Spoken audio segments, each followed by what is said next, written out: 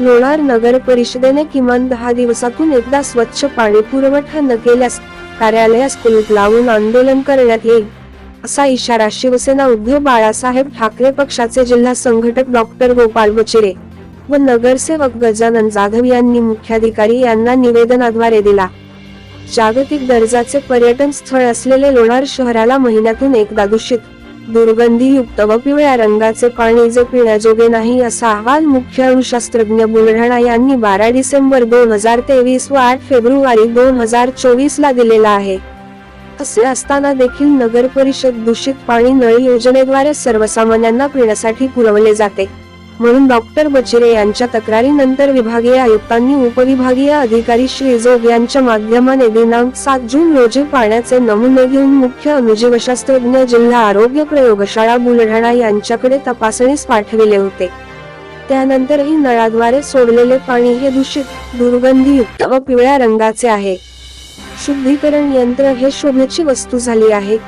जलशुद्धीकरणांमध्ये लागणारी रेती ही 3 वर्षापासून खरेदीच करण्यात आलेली नाही किंवा जलशुद्धीकरण प्रकल्पात रेती टाकण्यात आलेली नाही.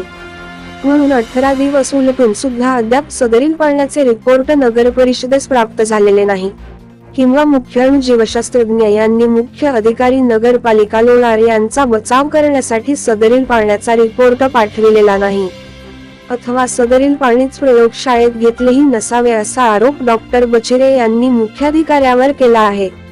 येत्या 8 दिवसात जलशुद्धीकरण यंत्र पूर्णपणे दुरुस्त करावे, त्यात शुद्धीकरणासाठी लागणारी रेती आणून टाकावी व 10 दिवसातून एकदा शुद्ध पिण्यायोग्य पाणी नळ योजनेद्वारे शहरवासियांना देण्यात यावे.